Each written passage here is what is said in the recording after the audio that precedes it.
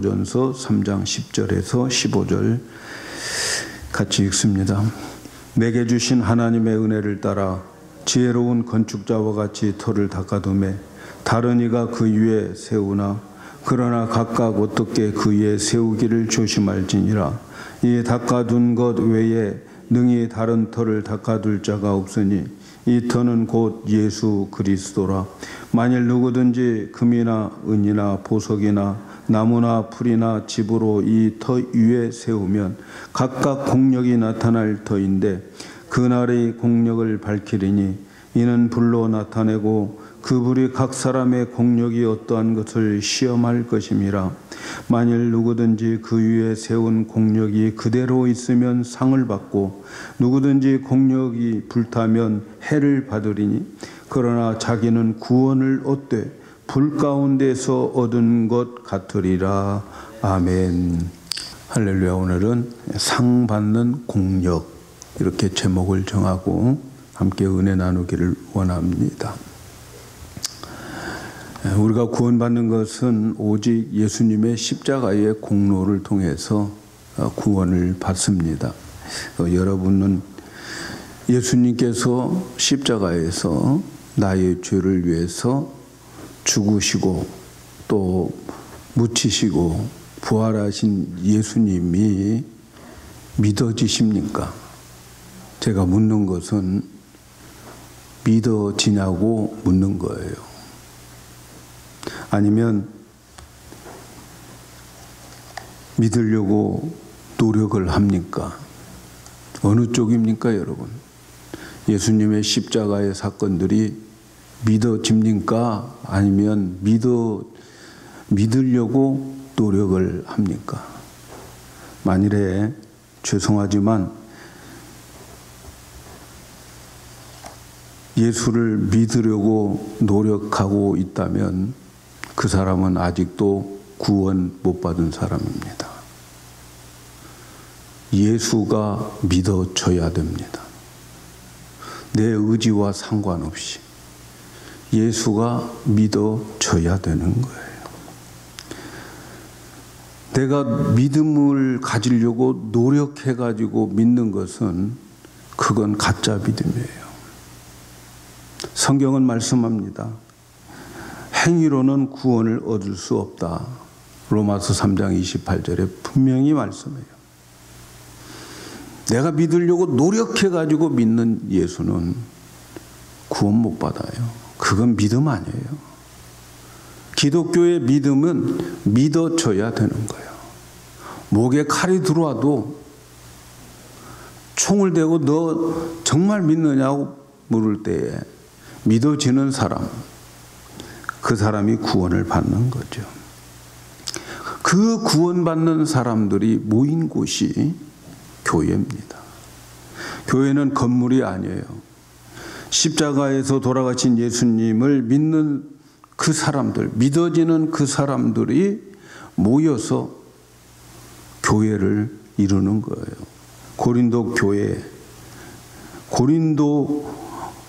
교회에 보내는 편지, 이게 고린도서 이렇게 말하죠. 편지라는 말이죠. 예수 믿고 구원받은 성도들이 고린도 교회의 구성원이 되는 거죠. 고린도 교회를 이루어서 그 교회를 고린도 교회라고 그래요.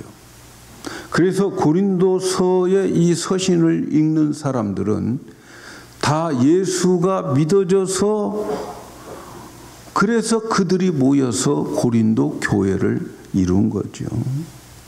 성경에 여러 교회들이 많이 나오죠. 고린도 교회, 빌립보 교회, 에베소 교회, 로마서에 나오는 로마 교회, 데살로니가 교회, 여러 지방들에게 교회들이 나와 있어요. 그 중에서 이 고린도 교회는 특별히 성령의 은사가 충만한 교회가 바로 이 고린도 교회입니다.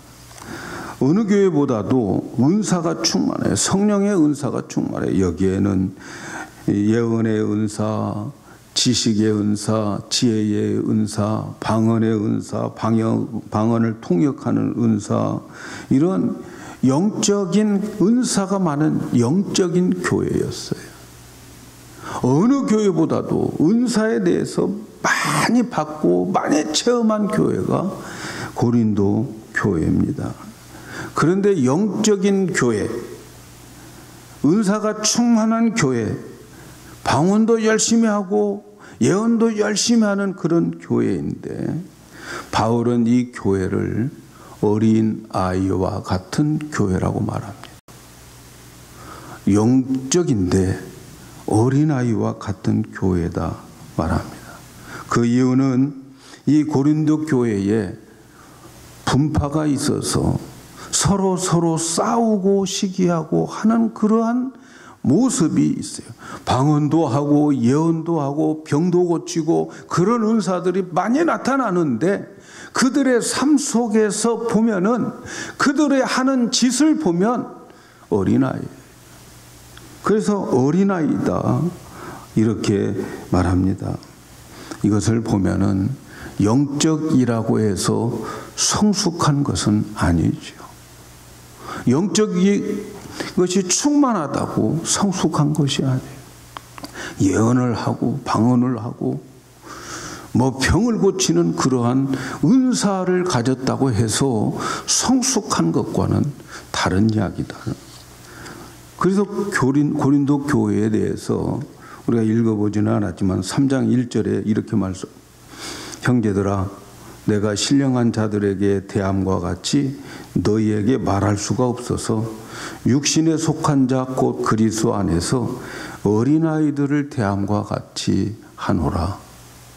그들에게는 예언도 하고 또 신유의 은사도 나타나고 방언도 하고 다 했는데 결국은 뭐예요? 어린아이와 같이 대할 수밖에 없는 자다라는 거죠. 성령의 은사가 많이 나타났다고 여러분 그 교회가 성숙한 교회가 아니에요. 성령의 은사 체험을 많이 했다고 성숙한 신앙을 가진 자가 아닙니다. 바울은 그들에게 어린아이를 대함과 같이 대한다 이렇게 말하는 거죠. 신령한 자와 성숙한 자는 다른, 신령한 자라고 하는 것과 또 성숙한 자라고 하는 것은 같은 의미인데, 이들은 신령한 자가 아니고 어린아이와 같이 대하는 어린 자들이라는 거죠. 그리스도 안에서 어린아이가 어떤 자를 의미하겠습니까? 그들을 보니까 육신에 속한 자라고 말하고 있어요. 육신에 속한 자가 어린아이라는 거죠. 여러분, 육신에 속한 자라는 뜻이 뭐예요? 그들은 예언도 하고 방언도 하고 신유의 은사도 나타나고 그렇게 하는데 육신에 속한 자라는 거예요. 이 육신에 속하는 자는 구원 못 받았다라는 말이 아니에요. 구원도 받았어요. 구원도 받았어요. 그런데 육신에 속한 자예요. 거듭났어요. 교회 생활, 신앙 생활 하고 있어요. 그런데도 그들의 행동과 그들의 말을 보면, 하는 짓을 보면 세상적이고 인본적이라는 거죠. 거듭났지만 그들의 모습은 아직도 인본적이고 세상적이고 그것을 육신에 속한 자다 이렇게 말해요. 지금 이 고린도 교회는 예수 믿고 구원받은 사람들이에요. 그런데 그들의 수준은 육신에 속한 자다 이렇게 말씀하고 있어요. 예수 믿기는 믿는데 육신적인 거예요. 육신의 것을 추구하는 거예요. 육신의 것을 추구하는 거예요. 교회에 나와서 예배 드리는 것도 내가 이 세상에서 잘 되고 잘 먹고 형통하기를 위해서 살아가는 거예요. 예배 드리는 거예요. 기도하는 것도 이 세상에서 형통하기를 위해서 기도하고 잘 되기를 위해서 기도하고, 그래서 이 세상에서 잘 먹고 잘 살게 해달라고 하는 것이 그들의 신앙의 목표. 이것을 가리켜서 육신에 속한 자, 어린아이와 같은 신앙이다. 이렇게 말합니다. 오늘 말씀은 왜 고린도 교회 성도들이 이렇게 육신에 속한 자로 어린아이로 살아가고 있는가? 예수를 믿는다고 하면서 왜 육신에 속해서 세상적인 가치관을 가지고 교회 안에서 시기와 분쟁을 하면서 그들이 신앙생활을 하고 있는가? 그 이유를 밝혀주고 있는 말씀이에요. 왜 신앙생활을, 육에 속한 생활을 저렇게 하고 있는가? 그 이유가 뭔가 말씀하고 있어요. 오늘 우리가 신앙생활을 하면서 육에 속한 것 때문에 신앙생활을 하고 있는데 왜 그렇게 육에 속한 어린아이와 같은 신앙생활을 하고 있는가? 그것을 지적해 주는데 잘 들어보시기 바랍니다. 왜 그렇게 어린아이와 같은 신앙을 가지고 육에 속한 세상적인 신앙생활을 하고 있느냐 하면은 한마디로 말하면 하나님께로부터 받을 상을 경홀히 여기기 때문에, 가볍게 여기기 때문에, 이 세상 끝나고 하나님 앞에 섰을 때에 그때 받을 그 상은 우리가 상상할 수 없는 그 상을 받을 것인데, 그 상에 대해서, 그 상을 주는 하나님에 대해서 우리가 가볍게 여기기 때문에 그렇다 하는 거죠. 그래서 하나님 앞에 갔을 때 받을 상을 생각하지 않고 이 세상이 전부인 것처럼 생각하면서 이 땅에서 잘 사는 그런 상, 이 땅에서 형통하는 그런 상을 받으면서 신앙의 목적을 거기에 두고 있다는 거죠. 이 땅에서 편안하고 불편하지 않고 다른 사람들에게 왕따 당하지 않고 편안한 삶을 살기를 원하는 거죠. 예수 믿는 목표와 목적이 이 세상에서 부귀 영화를 누리고 그리고 이 땅을 마감하는 것이 예수 믿는 목적이 되고, 그러나 하나님 앞에서 받을 그 상급은 우습게 생각하고 가볍게 생각하고 가치도 없게 생각하면서 살아가는, 거기에 우리 신앙생활에 문제가 있다 하는 거죠.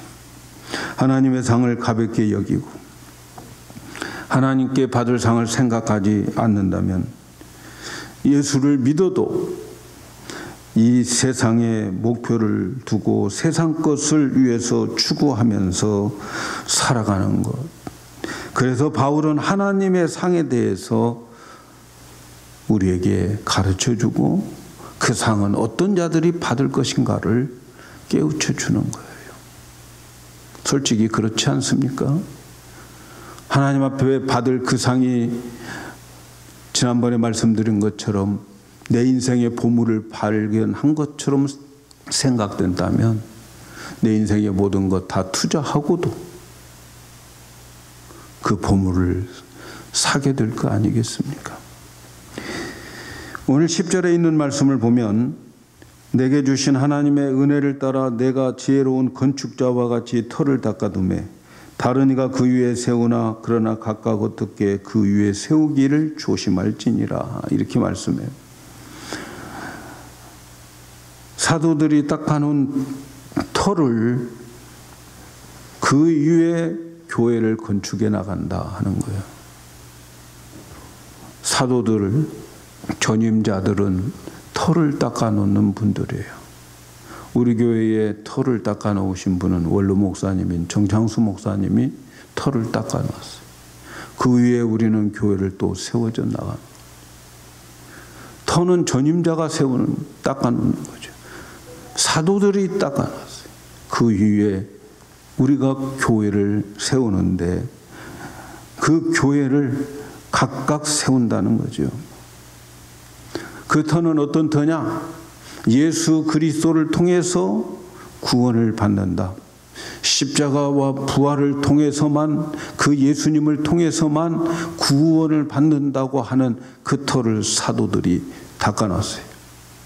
그러면 그 위에 이제 각자 교회를 짓는 거예요. 여러분, 교회는 건물이 아니고 여러분 각자가 교회라고 하는 것을 말하죠. 성경은 우리 각자가 교회인 거죠. 사도들이 닦아놓은 곳에 각자 자기 집을 짓는 거예요. 자기 집을 짓고 그 집에 대해서 나중에 평가를 받게 되는 거예요. 그런데 그 집을 짓는 것도 내 능력으로 짓는 것이 아니에요. 하나님의 은혜를 따라서 집을 짓는 거예요. 그래서 여러분, 우리는 각자의 집을 짓기 위해서는 은혜가 있어야 되는 거예요.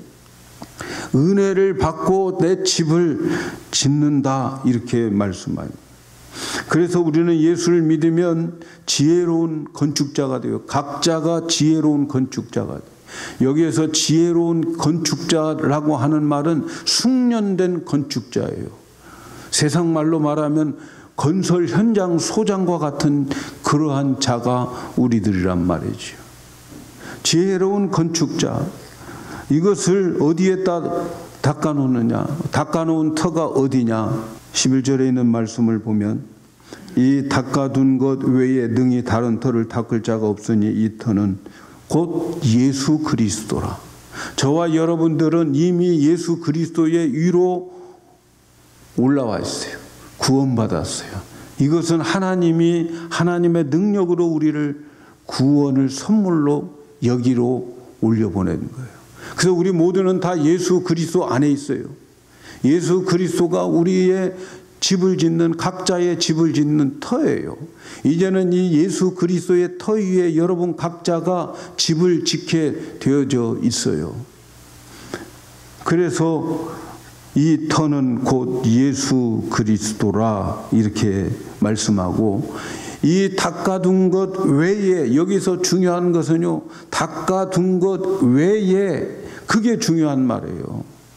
예수를 믿는다고 하지만, 예수의 이름을 빙자하지만, 예수를 믿고 교회 나온다고 하지만, 그러나 그 외에 다른 짓을 하는 것을, 다른 곳에 목표를 두고 사는 것을 외예라는 거예요.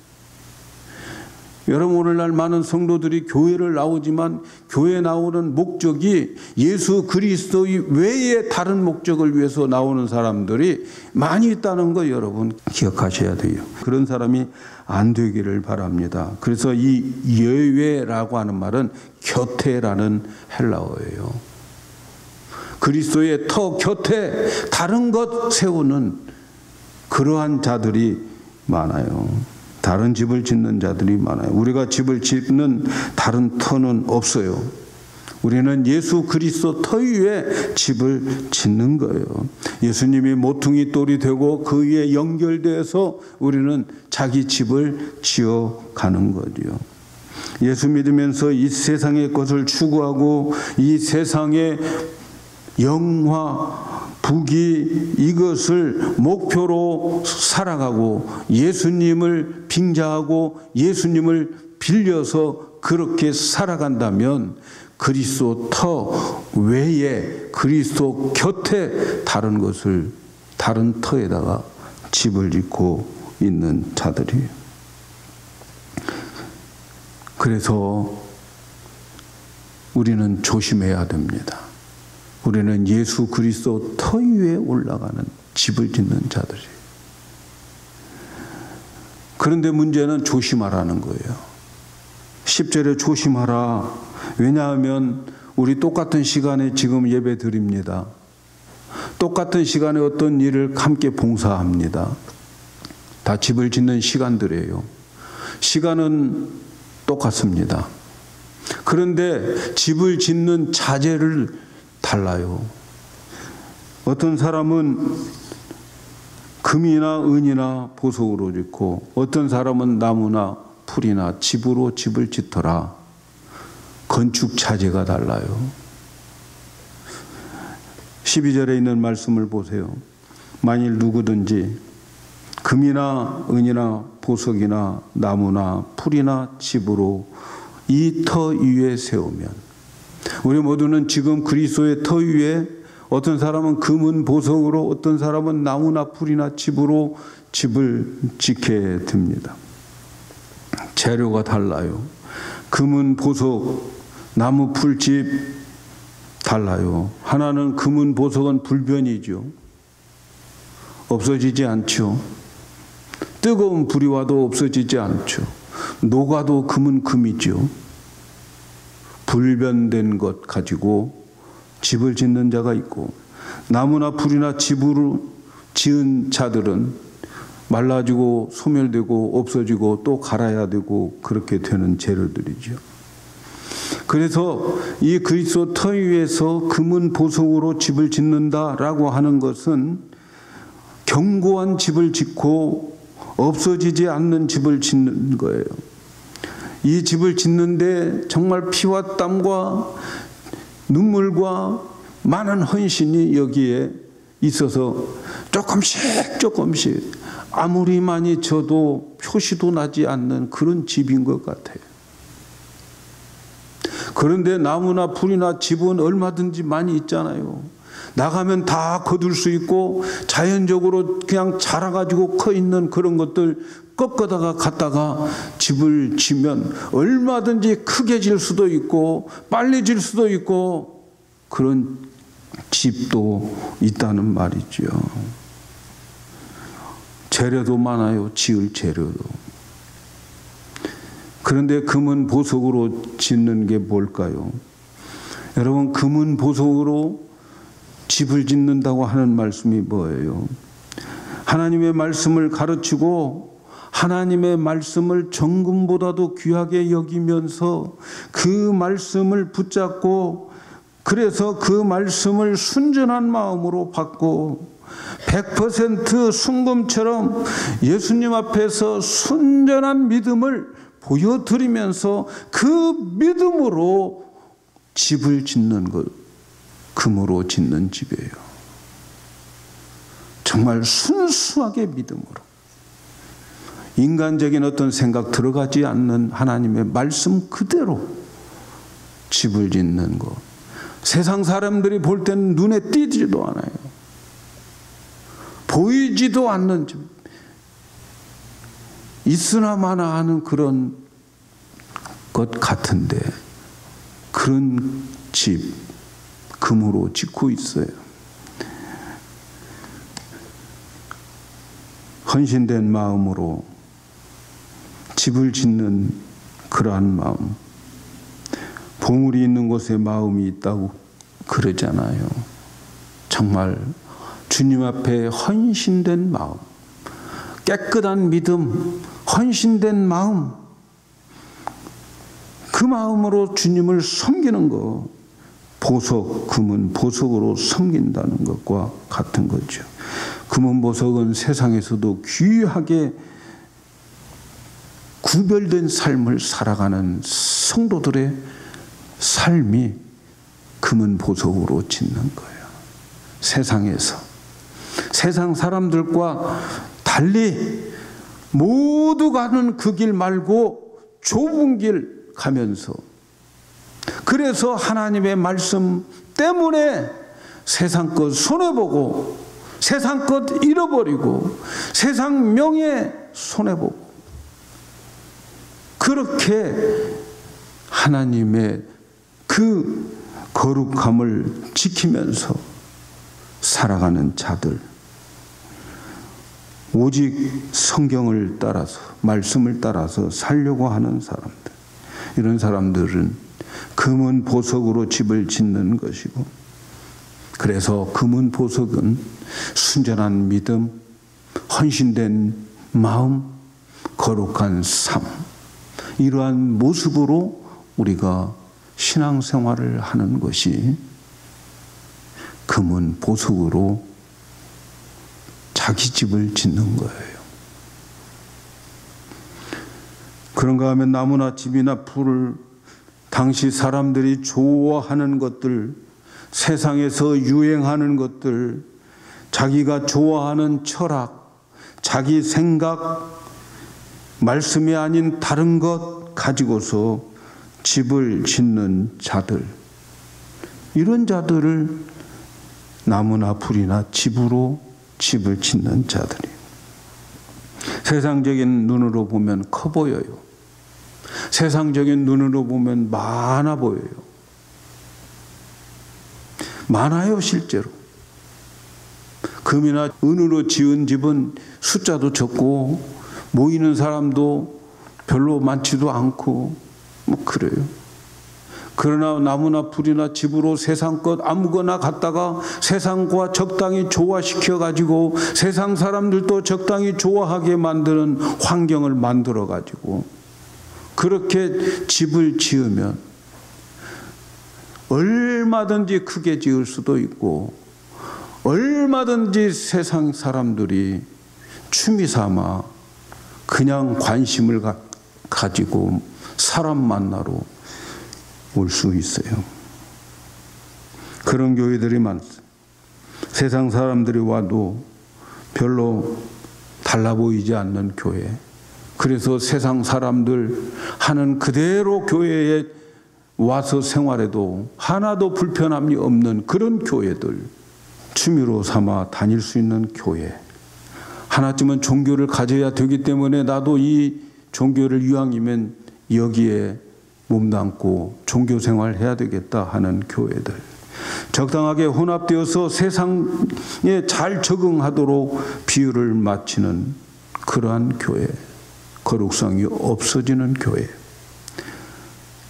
그래서 시간이 있으면 예배 드리고 좀 세상적으로 바쁘고 중요한 일이 있으면 빠지고 무슨 일이 없으면 예배 드리고 인생에 남은 여유가 있으면 그것 가지고 신앙생활을 하려고 한다면 그런 신앙의 목표는 뭘까요? 이 세상에서 잘 먹고 잘 살고 부귀영화 누리다가 죽는 거죠. 그게 그 사람의 교회 다니는 목적이에요. 그런데 문제는 말이죠. 13절이에요. 13절을 보니까 각각 공력이 나타날 터인데 그날의 공력을 밝힌다 말씀이에요. 여기서 말하는 공력은 행위를 말하는 거예요. 어떻게 밝히는가? 불로 나타내고 그 불이 각 사람의 공력이 어떠한 것을 시험할 것임이라. 오늘 우리의 행위를 불로서 시험할 것이다. 이렇게 말씀하는 거죠.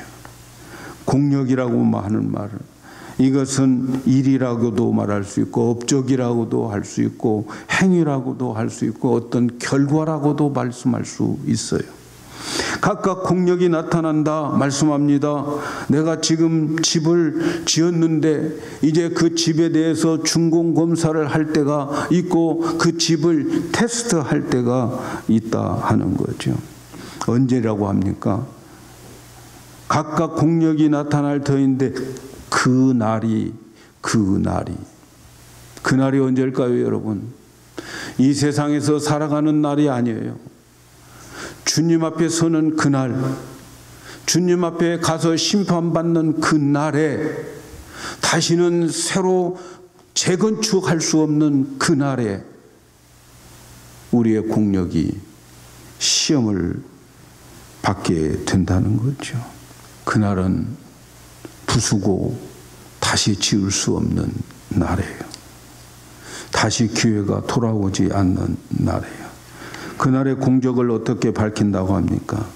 집을 지은 집에다가 불을 내린다는 거예요. 이 세상에서 어떤 집은 크게 보이고 어떤 집은 화려하게 보였어요. 나무나 풀이나 집으로 얼마든지 쉽게 화려하게 산뜻하게 지을 수 있어요. 생각과 잘 어울리고 세상과 잘 어울리게 지어서 그 안에서 얼마든지 생활할 수 있었어요. 그런데 어떤 집은 너무 초라해요. 너무 작아 보여요. 그렇지만 거기에는 순수한 믿음이 있고 헌신된 사람들이 있고 거기에는 세상과 구별되는 그러한 거룩한 자들이 몇 명이 거기에 모여 있을 수도 있어요. 그런데 주님이 오시는 그날 건축한 집을 테스트합니다. 그 집에 불을 내립니다. 그 불을 내렸을 때 모든 집들에게 불을 내렸을 때 어떤 집은 다 타버리고 흔적조차도 없고 어떤 집은 불에 남아있는 집이 있는데 그 집은 금, 은, 보석으로 지은 집들이에요. 세상에서 화려하게 보였던 집들은 불에 다 없어졌어요. 그러나 금은 보석으로 지었던 집은 남았어요. 불 가운데에서도 금은 녹아도 금이에요. 은은 녹아도 은입니다. 다 없어지는 것과 불 가운데 남아있는 것의 차이가 뭡니까? 그날에 가서 타버리고 남아있고 그 차이가 뭐예요? 14절 15절의 말씀이에요. 14절에 보니까 만일 누구든지 그 위에 세운 공력이 그대로 있으면 상을 받고, 상 받는 공력, 오늘 설교의 제목입니다. 그 불에 남아있으면 상을 받고, 누구든지 공력이 불타면 해를 받으리니 그러나 자기는 구원을 얻되 불 가운데 얻은 것 같으니라. 공력이 불 가운데 남아있으면 상을 받습니다. 여기서 말하는 상은 영원히 변하지 않는 상이에요. 상 받는 기쁨도 변하지 않아요. 상 받는 감격도 변하지 않아요. 상 받는 영광도 영원히 변하지 않는 상을 받게 돼요. 이때 받은 상이 그 사람의 새 하늘과 새 땅 천국에서 살아갈 영광이고 복이고 지경이 될 거예요. 우리는 바로 이 상을 받기 위해서 공력을 쌓아야 돼요.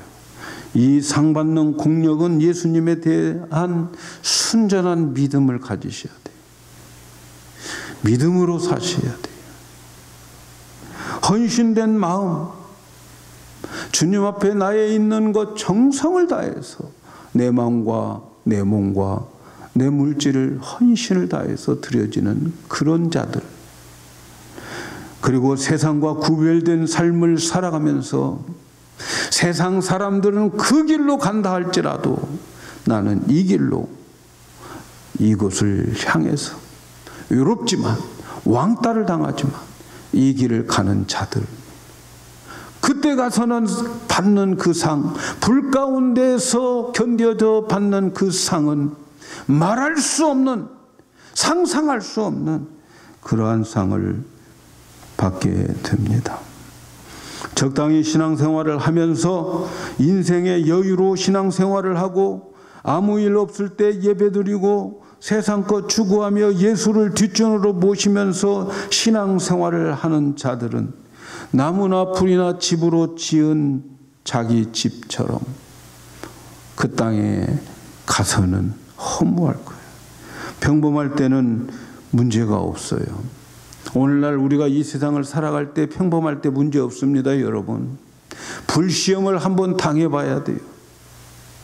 어떤 면으로 보면 코로나19가 한번 세상에 불시험이 지나갔어요. 그때 견딜 수 있는 사람들은 상을 받는 거죠. 불시험에. 여러분, 우리 삶 속에서 어렵고 힘든 시험이 있을 때에 여러분들 뭐하라고 기도합니까? 하나님, 이 시험 없게 해주세요. 그렇게 기도하지 마세요.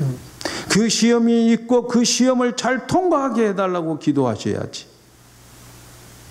시험 없게 해달라고, 어려움 없게 해달라고. 아닙니다. 하나님 어려움 우리에게 주십니다.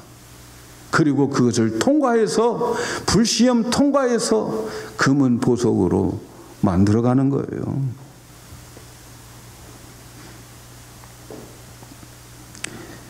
불시험 한번 당하고 없어져 버리고 사라져 버리는 교회들 많이 있죠. 참으로 안타까운 거죠.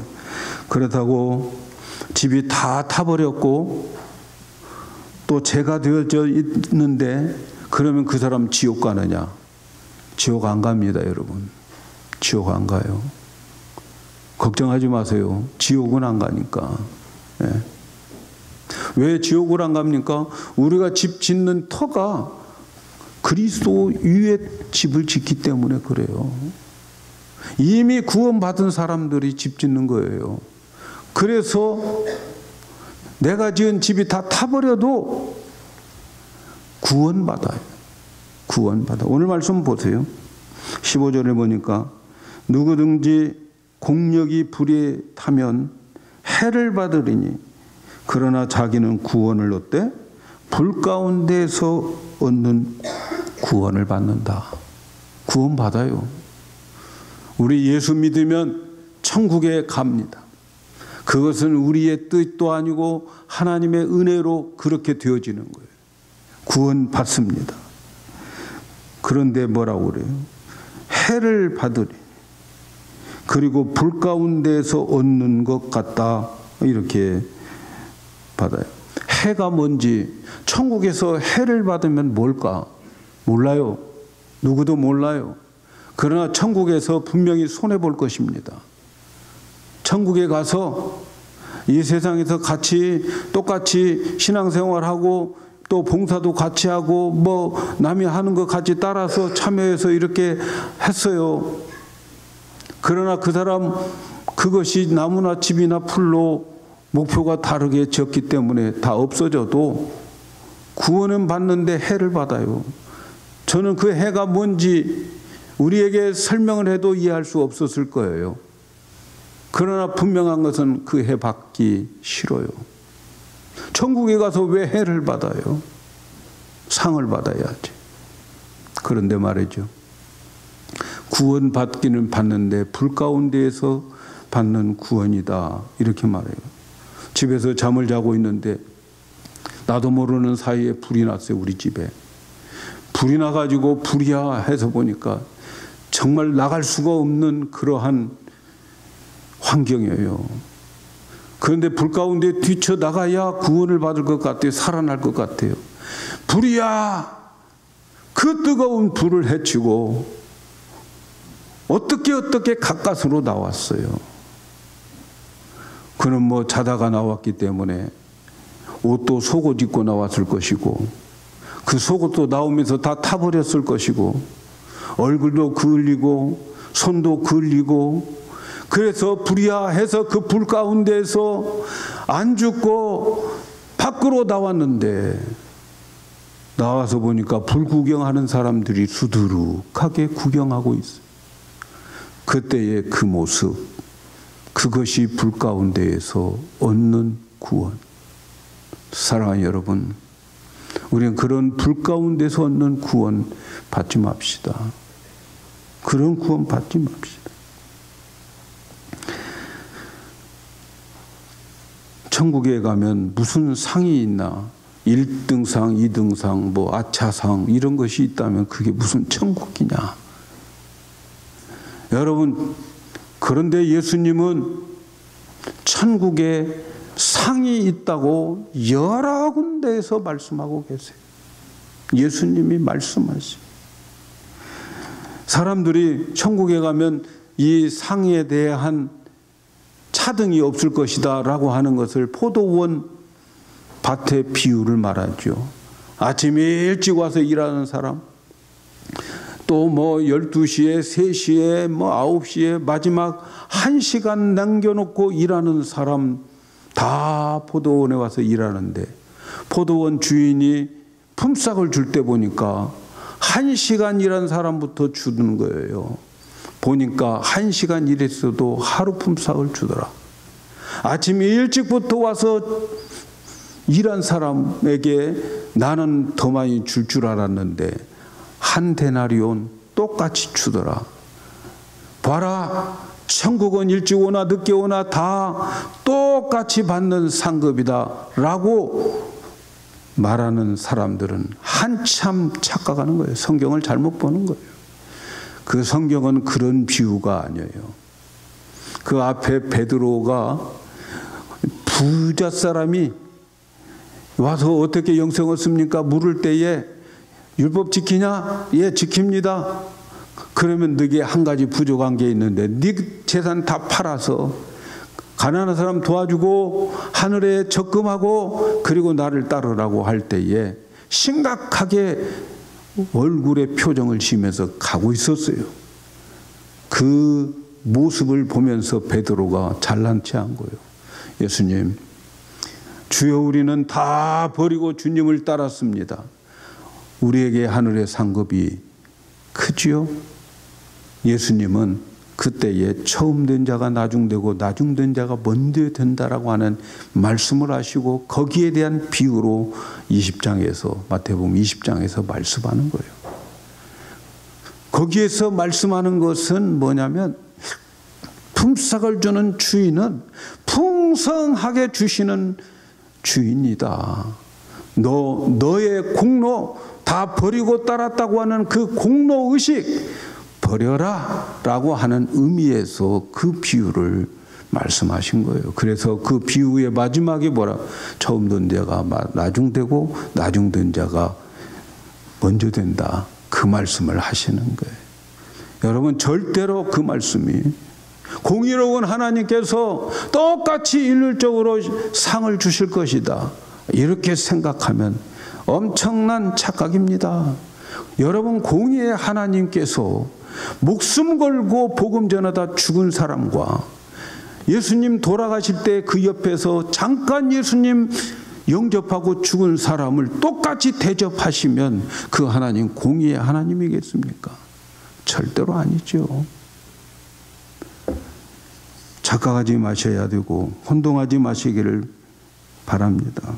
오늘 말씀에 왜 세상에서 상을 말씀하실까요? 예수님 말씀하시는 거, 하나님은 계산기 두드리는 하나님 아니다 하는 것을 말씀하는 것. 하나님은 풍성하게 상을 주십니다. 우리가 이 땅에서 주님을 향한 순수한 마음과 주님을 위한 헌신과 거룩한 삶을 살지 못하는 이유는 그 상을 소홀하게 하기 때문에, 그 상을 가볍게 여기기 때문이라는 거죠. 천국은 분명히 상급받는 곳입니다. 예수님께서 수두룩하게 말씀하셨습니다. 마태복음 5장 11절에도 우리가 이 세상에서 핍박을 받고 그러면 천국에서 하늘에서 너희 상이 큼이라. 너희가 사랑하는 자를 사랑하면 무슨 상을 받겠느냐. 너희의 코드에 맞는 자들만 모여가지고 사랑한다면 무슨 상이 있겠느냐. 상에 대해서 말씀하고 있어요. 계시록 22장에 보니까 보라 내가 속히 오리니 내가 줄 상이 내게 있어 각 사람에게 그의 일한 대로 갚아주리라. 여러분 일한 대로 갚아 주실 것입니다. 바울은 고린도전서 15장에서 부활을 말하면서 부활을 믿는 자들에게 그는 결론으로 이렇게 말합니다. 고린도전 15장 58절에 그러므로 내 사랑하는 형제들아 경고하며 흔들리지 말며 항상 주의 일에 더욱 힘쓰는 자들이더라. 이는 너희 수고가 주 안에서 헛되지 않음을 알미라. 오늘 우리의 수고 절대로 헛되지 않음을 아십니까? 우리는 이 땅에서 그 상급을 믿고 바라고 그리고 그 상급을 위해서 투자해야 됩니다. 이제 우리 청동원 전도 주일 얼마 안 남았어요. 여러분들 얼마나 많은 사람이 올까 이건 우리의 문제가 아닙니다. 우리에게 있어서 중요한 것은 내가 얼마나 정말 금이나 은이나 보석으로 헌신하고 있는가. 주님은 그것을 보실 것입니다. 그래서 오늘 우리의 모든 행위들이 그날의 불 가운데 남아서 상 받는 공력들이 되기를 예수님의 이름으로 축복합니다.